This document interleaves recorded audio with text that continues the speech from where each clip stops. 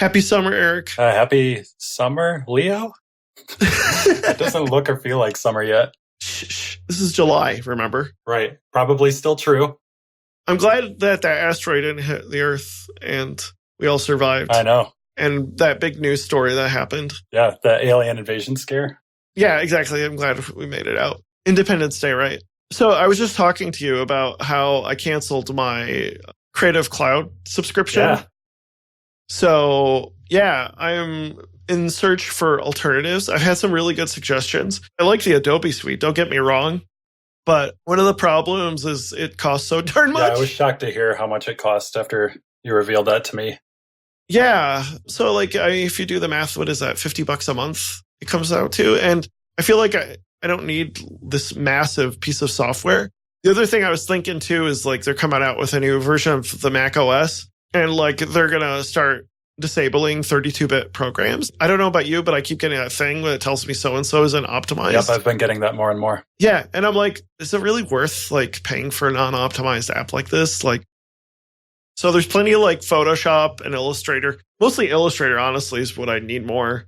And the Photoshop stuff, you use Canva for our graphics, our beautiful graphics, which, by the way, you should take a look at. Look at your phone right now and look at those wonderful graphics that Eric makes every week. Yes. Every other week or whatever for our podcast. Thank you, Eric. Those okay drawings. Because of my naturally beautiful handwriting, I can just quickly write something out, take a picture, and slap some auto white balance on it, call it good. What's that really bad font that people hate? Comic Sans? Well, there's Impact. Comic Sans, yeah. Impact, of course, has become the official meme font. But anyways. What are you going to try out? Okay, so a lot of people recommend Assemble. Because what I do as far as vector stuff, so we have vector graphics.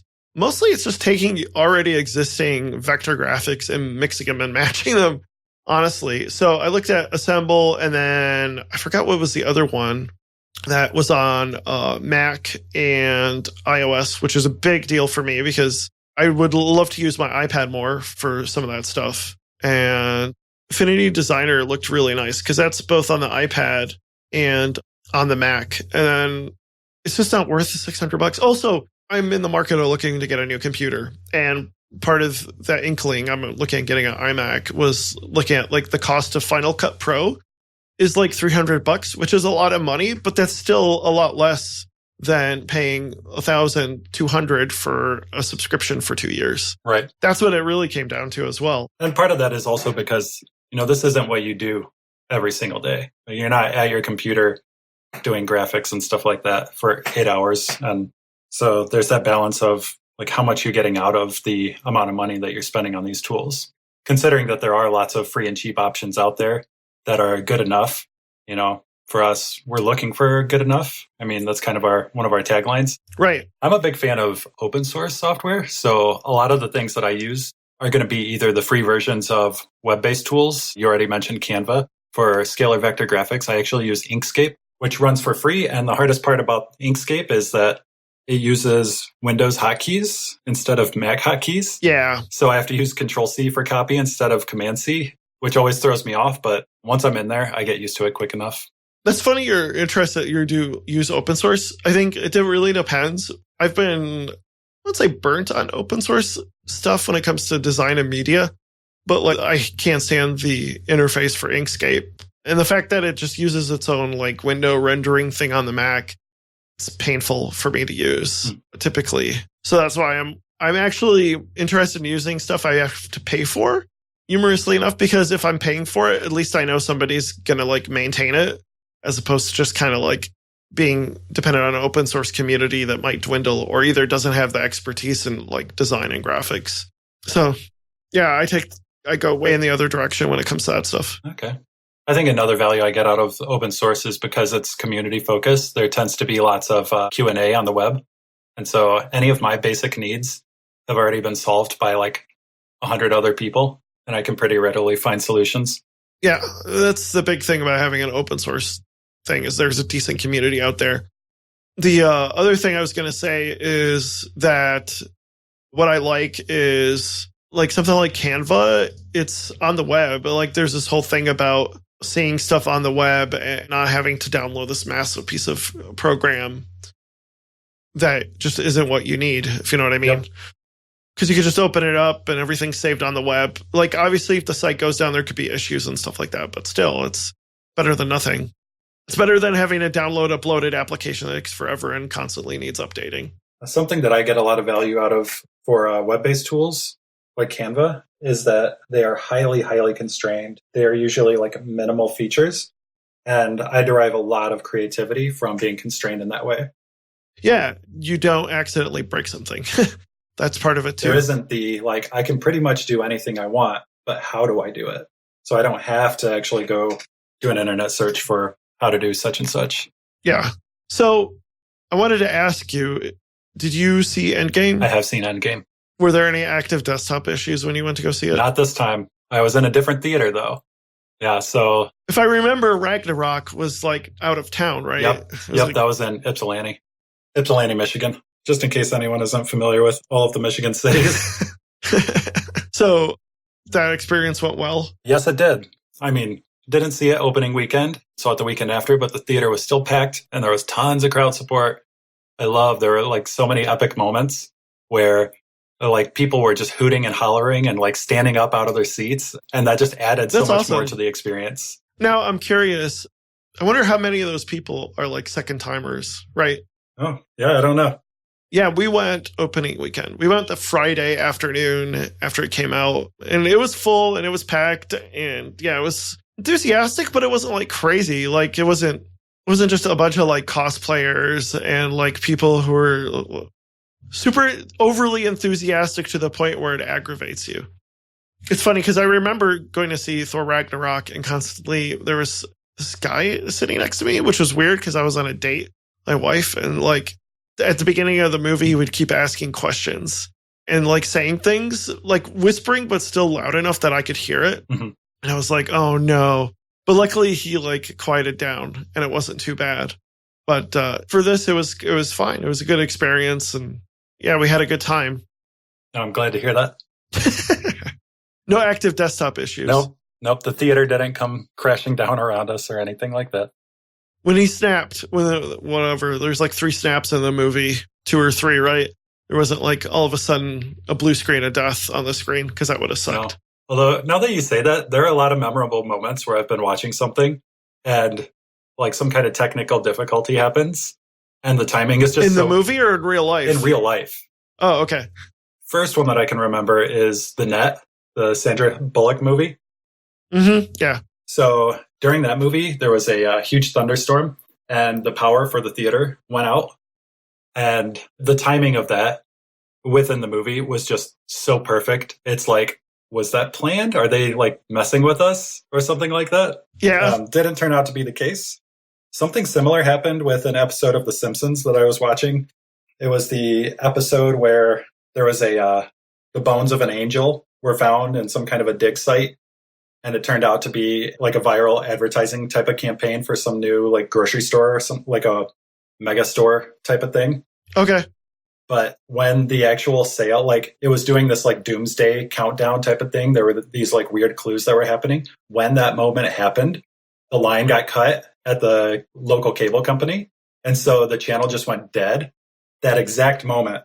And it was so jarring that it seemed like it had to be part of the programming, but it wasn't. And they just stand out in my mind. And I'm just going to be stuck with these things for the rest of my life because they're not super profound. Like, yeah, that kind of stuff happens, but like I wasn't expecting it. And now I'm just going to be remembering those things for the rest of my life. So when we went to go see, not the last Mission Impossible movie, but the one before that, Rogue Nation, at the end, spoiler, the bad guy gets caught in this glass cage. And in real life, the fire alarm went off at the theater. And it was like, is that happening in the movie? Like everybody, including ourselves, thought it was like happening in the movie. But it ended up being like real life. And so we kind of like missed maybe like the last few minutes of the movie, which there wasn't much there. But it was like one of those incidents as well where it's just like the movie in real life, it was kind of confusing what was happening for real. There wasn't a fire or anything.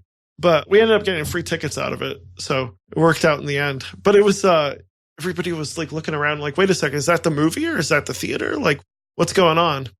I like the free tickets. Or the net, they just resumed when the power came back on. Oh, that sucked. Yeah. And another one was the sound going in and out 20 years ago when I went to go see Phantom Menace. I remember that. We got free tickets out of that too. But considering that movie, it was almost an improvement that the sound went out because the dialogue can be so bad. Shall we move our banter into the theme of productivity? Yes. So, Eric, yeah, we're at the middle of the year now. How do you feel your 2019 has gone so far? So far, actually, I think it's been going really well. So I already talked a little bit about how this is the first year I'm trying to actually write down some of the things that I want to achieve this year, keeping in mind that, they're subject to change, and some of them have. However, incorporating those into like a weekly checklist has been working really, really well. We'll see if holistically at the end of the year, taking a step back, it has actually helped me to achieve those goals, or if it's just one of those things where, it gives me that warm, fuzzy feeling that I'm doing things when really I'm just keeping busy. But some of them I think are going to offer value, especially things around like health and relationships and those sorts of things. Yeah, I feel like I've been very productive this year, much more than I thought I would be. Part of it is just having some sort of schedule and a to-do list every week. I wouldn't say like a journal per se, but just keeping track of things I want to accomplish that week. What has been a challenge over the last few months has been moving over to pick up more contract work. And that's eaten away at a lot of my time, which is okay. That's a good thing because money is a good. But I haven't completed my main goal, which was pre-selling some sort of educational product of some sort. However, I have 2 conferences I'm going to be speaking at, which is a huge goal for me. I feel like I've accomplished. I'll be speaking over the summer. Where at? One will be in Detroit on June 1st, so that's already been done. And then hopefully it'll be announced by the time this comes out, but I will be speaking in Denver, the end of Denver at the 360 iDev conference. So if you are a Swift developer or interested in iOS development, check those out. But they should be announced by the time this goes up. That's a huge goal. That's like a big accomplishment for me. And I think one of the things that I'm struggling with right now is learning how to stay organized with my to-do list. And we've talked about this even with the podcast here, is like being able to delegate tasks and being able to document stuff so that other people can pick up on those tasks. I think you'd agree with that. Yep. Yeah, very much so. So do you still have the goal of creating some kind of an educational package or a course, something like that by the end of the year? Yes. But I also understand that I'm super busy and this is going to take longer than I thought it was going to. And I'm okay with that. I think that there are definitely things I can do that can make that more successful. And doing it sooner and failing versus waiting a little bit longer, but also ensuring that the chances of success are greater is also good. So I think with more time, I'm making an effort to make it much more successful in the long term, if that makes sense. I think so. Yeah, I don't know how to articulate that better. I'd like to make sure that you follow up on that, maybe in a end of the year or beginning of next year type of episode. Yeah, and I think what I'd like to do is like come up with mini goals that are dependent on that being a more long-term goal and getting that accomplished closer to the end of fall, I guess. So how are you doing as far as like health is concerned? Well, definitely compared to the beginning of the year, doing much, much better. At the beginning of the year, I was still in this recovery period from having my gallbladder removed. So my ability to do strenuous exercises was pretty much on lockdown. So I'm now out of that. And I've got something going on every single day, whether it's stretching or cardio or some kind of a mobility or strength training type of thing. Yeah, I'm in the same boat. Talking about atomic habits, I have a habit of doing exercise every day. I'm using streaks to keep track of my habits.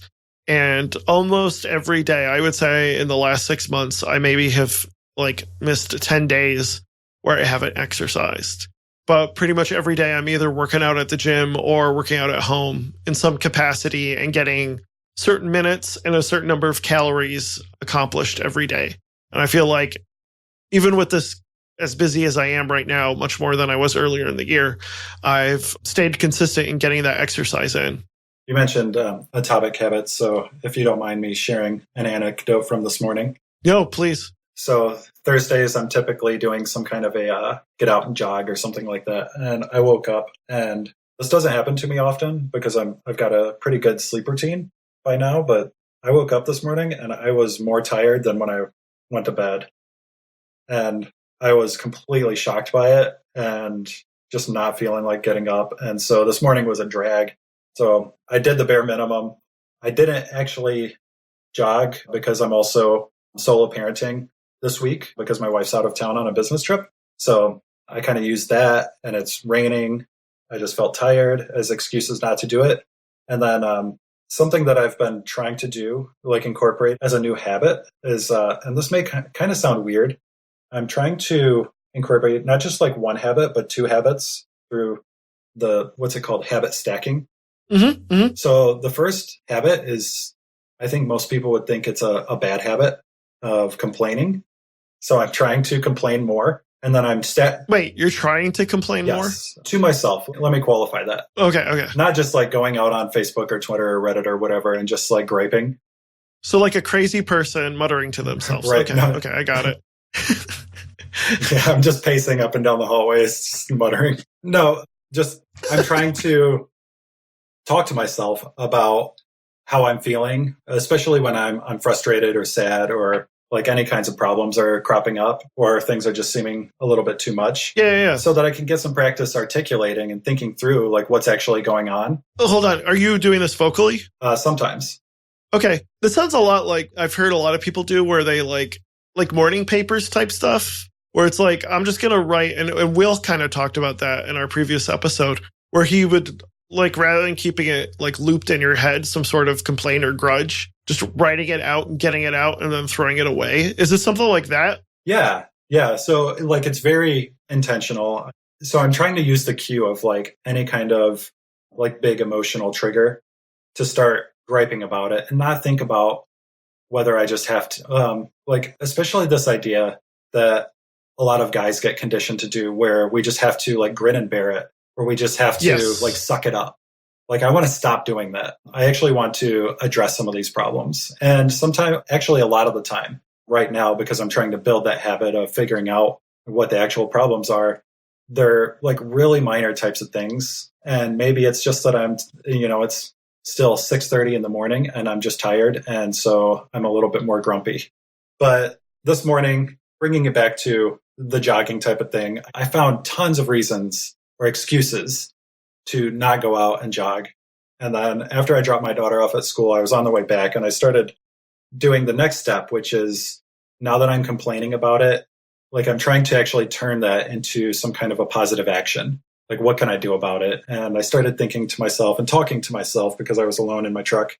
Is this really that bad? Like, what's the worst that could happen if I go outside when it's raining and I'm a little bit tired? Like, I can run a mile. I can do like something.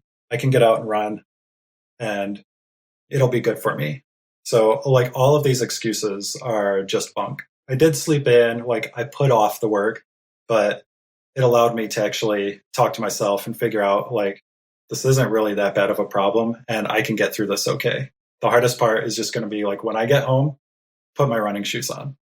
It's really good. Like, I found running to be absolutely therapeutic now that we're in the warmer season. I'm hoping to get outside more and integrate that into my exercise along with the gym and working from home. It brings me back to when I was working at a local tech company. We had a retrospective on one of the teams. And retrospective or reflection is where we think back about what's been going on and some of the challenges we faced as a team and what we can try and do different in the next 2 weeks to try and address some of those issues. And one of the things that came up like probably 7 or 8 years ago at this point was this idea of complain more and do more. Because a lot of us were finding ourselves just holding in feelings and the frustrations of work. And they would just build up. And then all of a sudden, like someone would just like blow their lid and like they wouldn't storm out, but suddenly bottling up all these things, it just like we weren't able to actually address them when they were minor issues. we had to address them when they were big issues. Yeah, I think that's like a real challenge, is knowing at what point is it worth complaining about and at what point is something going to pass. I feel like that's the real challenge, because you'll feel some sort of like, something come up unexpected. That's a challenge. And it's like, okay, is this a pattern? Is this just something I need to forgive? And it's really difficult sometimes to like come up with that and then knowing whether something is going to grow. I almost want to say like maybe give it two times. Like if it happens a second time or a third time, that might be a better opportunity to make that complaint, as opposed to just going at it right away, but also not waiting too long. I don't know who said it, but when you wait it to the point where you're really upset about something, it's already too late in a lot of, well, maybe not too late, but it's an already really difficult challenge to have to bear. Yeah. Now that you say that, it brings me back to another thing that Will Gant in our previous episode about journaling. He said that part of the exercise of journaling is to actually go back to some of your previous entries and see what's in there and see if there's anything in common. And that's exactly one of the reasons why like complain more, do more became one of the things we tried, so that we gave people an outlet to actually complain. And if we couldn't come up with a solution, we at least had it in our retrospective notes. And so if it happened 2 or 3 times, we could actually realize that there's a pattern here. And so that's something that we can prioritize. So I think that habit stack of do the complaint, like get it out in some way, and then writing it down in some kind of a journal or notes or something like that is especially helpful over longer time frames, because then you can actually see when things become a pattern, and that allows you to actually see that something is a bigger, like more pervasive issue, and allow you to prioritize and come up with some positive solutions to it. That's really awesome. Journaling is definitely on my list of things to do. It's almost at a point where I feel like there's a lot of things I should be doing when I get up in the morning, to a point where I'm worried that like I'm going to spend the first 2 hours of my day doing my journaling and getting my exercise and all this stuff. It's like not going to leave me much of the day left to do the things I actually have to do. Right. Yeah, it concerned me when Will said that his daily journal, when he first started, was taking 20 minutes. Well, and I think his big thing was like, don't take too long. Right. That was his big takeaway, right? Yeah. So he adapted from there. So he's spending maybe 10 minutes a month now on it. By the way, hi, Will. Hope you're listening. I'm right now not wanting to commit to writing stuff down and spending the 10 or 20 minutes a day. I'm just trying to actually talk to myself, be that muttering dad who goes up and down the hallway, talking about his problems to himself, giving myself some space to actually get him out there instead of that idea of like just sucking it up and dealing with it, because I don't think that's healthy. So speaking of being a dad, what parenting or relationship things have you run into over the year? Some of the things I've been trying to do with parenting is to read a little bit more. There's some things from my own upbringing where like I don't want to repeat those same sorts of things. And so I luckily have the opportunity to actually go and buy some books, read things on the internet, talk to other parents, and actually break out of some of those.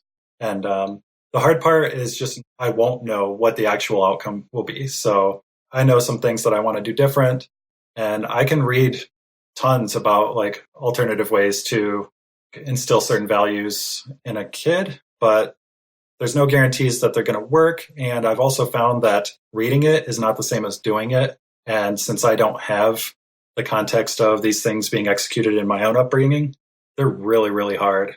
Like encouraging a growth mindset, like being supportive and loving all the time, even when I'm frustrated, is something that I'm really having a hard time with. And it takes a lot of energy, but I've been getting better at it. And it's something I care so much about. I just don't want to give up. And it takes work. It takes practice. And it gets so emotional at times. Well, like that's definitely an area where I'm putting a lot of energy into with my daughter this year. Yeah. So she's a kindergarten. She's in a full year-round school. So she's in kindergarten right now. Okay. When does first grade start? It'll start in August, but we're going to be missing the first week of school. We're going to be on vacation. Okay. So yeah, I've got my son's graduated pre-K, which is amazing, of course. And he'll be doing kindergarten. So this is our third kindergartner. And there's definitely going to be some friction, I think, with kindergarten. Just napping. Getting rid of that is going to be a big, because he's a deep sleeper. Let's put it that way. But I think, he's going to be 6 soon. So I think he's definitely ready for it. I think one of the big things with like having as many kids as I have is just getting that like routine and getting habits maintained. And it's been really good to see just how much, especially my oldest, how much they've like persevered through like academic challenges and being able to like maintain that after school routine of, okay, pack your lunch, do your homework, clean up the basement, like, and getting that down. At first, like there's friction, but once you've done it, like enough times, it becomes rote. It's going back to Atomic Habits. Like they just know what they need to do every day. And at first it was like, next thing you know, kids like playing in the living room. When you get home, it's like, no. What's our routine? We're going to like pack lunch. We're going to like get our homework started, and they like do it. And there's like no complaint, no like friction from it now, to where when we first started at the beginning of the school year, it was like friction almost all the time that like they didn't want to do their homework and they didn't want to do this. So that's been really awesome. I don't know if this is the same sort of friction, but it sounded like a lot of it revolves around some of the morning routines. This is afternoon routines. Morning routines is a whole other story. Oh, okay. Like I talk about delegating. Unfortunately, I feel like I've delegated that to my wife. So she's an amazing woman. I will say that, because it is a challenge in the morning. Not so much with the big 2, but the younger 3, like they have no focus whatsoever because they're babies. So that's always a big challenge in the morning. Just get socks and shoes on, please. Yeah. They don't. And I'm like, I want to get started on my day. I work from home. And that's always like the friction in the morning is like, either I want to help with something and like, let's get it done, or I need to get to work because otherwise I'm not doing anything. So, yeah. I ended up driving Kira to school day to day instead of getting her on the bus so that she could sleep in an hour. And wow, what a big change. Getting an extra hour of sleep for her has just been such an emotional relief for everyone in the house. I'm like, why didn't I do this a year ago? So you're driving her every day, but is she coming home on the bus? Yeah. And Tuesday and Thursday, she'll be at childcare because that's when I've been teaching, although the semester's done now. So probably change that up soon too. So anything else you want to talk about before we go through our closing thoughts? Did you have other things you've been working on? No, that's pretty much it. I need to get more organized and get ready to like delegate more of what I do. So I think that's pretty much what I've been working on, is delegating more of my tasks and hopefully getting that going. And that's pretty much where I'm at. Okay. I think the other one that's kind of important for me is relationships. Something I'm trying this year because my wife's parents are going to be leaving the state, and then my best friend is also going to be moving out of the state.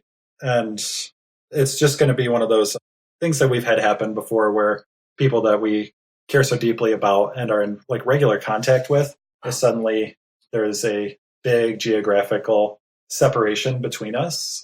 So I'm not going to be able to just swing by on a weekend or in an evening or something, or vice versa. And I think like everybody thinks, 2019, you can just FaceTime someone and it's great, but we're never going to be at that point. I feel so uncomfortable FaceTiming or on the phone. And it, like, one of the challenges with this podcast is just being able to sit still and have a conversation.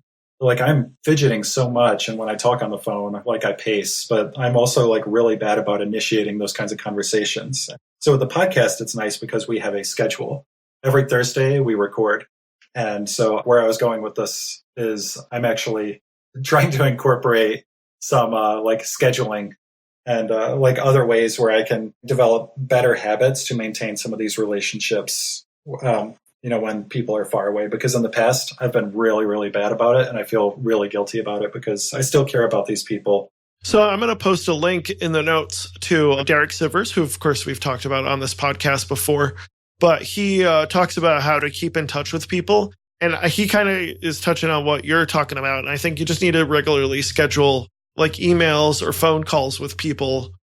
It's almost like marketing schedule, but it's much more personable.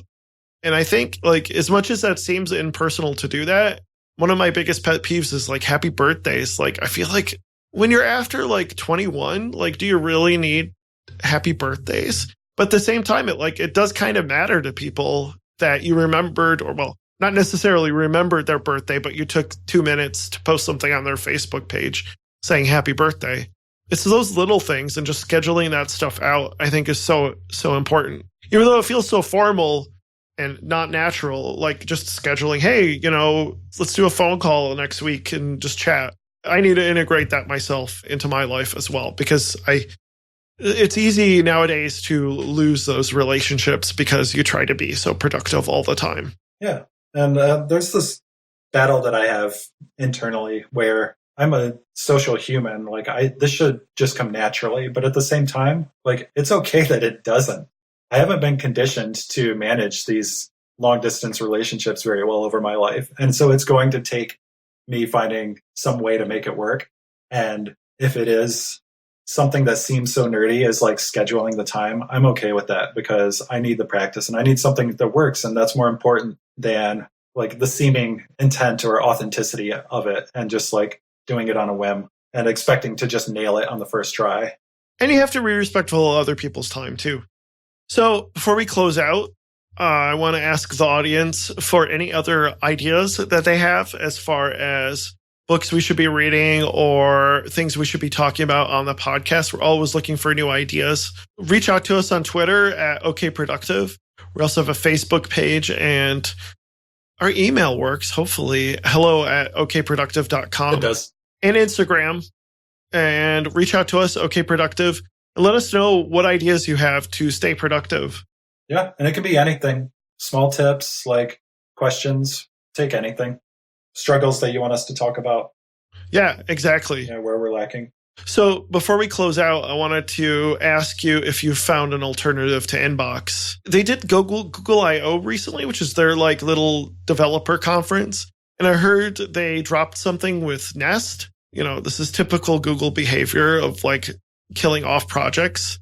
So we're 4 or 5 months into Inbox being dead. I forgot when they killed it. What have you found any alternatives in the meanwhile?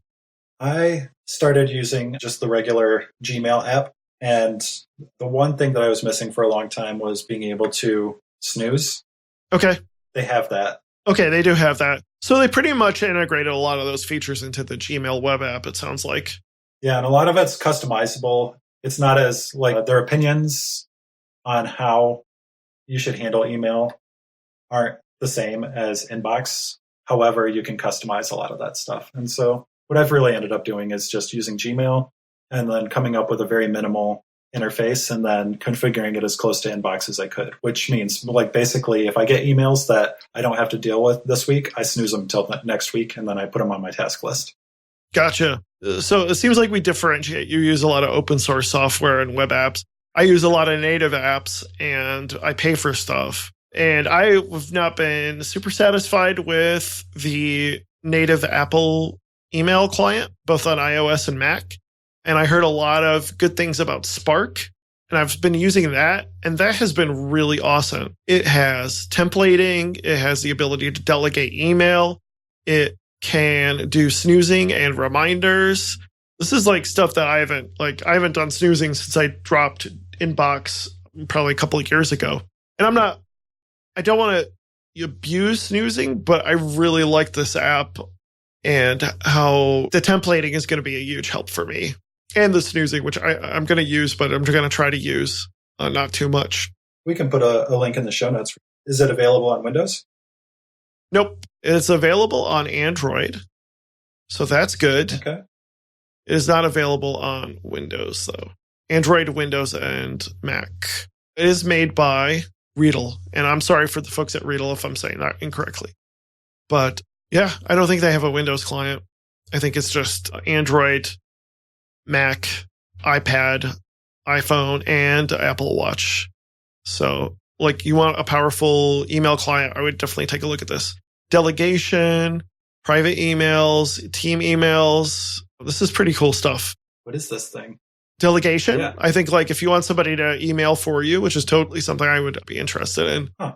So, cool. Hope everyone else is having a great summer. And if you ever have anything that you want to talk about with your own productivity, feel free to reach out with us. We love when we get check-ins. Yeah, exactly. Reach out to us on social media again, and we will talk to you next time. Take care, Leo. You too. Well, I started using just the regular Gmail app. And the one thing that I was missing for a long time was being able to snooze. Okay. They have that. Okay, they do have that. So they pretty much integrated a lot of those features into the Gmail web app, it sounds like. Yeah, and a lot of it's customizable. It's not as like their opinions on how you should handle email aren't the same as inbox. However, you can customize a lot of that stuff. And so what I've really ended up doing is just using Gmail and then coming up with a very minimal interface and then configuring it as close to inbox as I could, which means like basically if I get emails that I don't have to deal with this week, I snooze them until next week and then I put them on my task list. Gotcha. So it seems like we differentiate. You use a lot of open source software and web apps. I use a lot of native apps and I pay for stuff. And I have not been super satisfied with the native Apple email client, both on iOS and Mac. And I heard a lot of good things about Spark. And I've been using that. And that has been really awesome. It has templating. It has the ability to delegate email. It can do snoozing and reminders. This is like stuff that I haven't done snoozing since I dropped inbox probably a couple of years ago. And I don't want to abuse snoozing, but I really like this app and how the templating is going to be a huge help for me. And the snoozing, which I'm going to use, but I'm going to try to use not too much. We can put a link in the show notes. Is it available on Windows? Nope. It's available on Android. So that's good. Okay. It is not available on Windows, though. Android, Windows, and Mac. It is made by Readle. And I'm sorry for the folks at Readle if I'm saying that incorrectly. But yeah, I don't think they have a Windows client. I think it's just Android, Mac, iPad, iPhone, and Apple Watch. So, like, you want a powerful email client, I would definitely take a look at this. Delegation, private emails, team emails. This is pretty cool stuff. What is this thing? Delegation. Yeah. I think, like, if you want somebody to email for you, which is totally something I would be interested in. Huh. So, cool. Hope everyone else is having a great summer. And if you ever have anything that you want to talk about with your own productivity, feel free to reach out with us. We love when we get check-ins.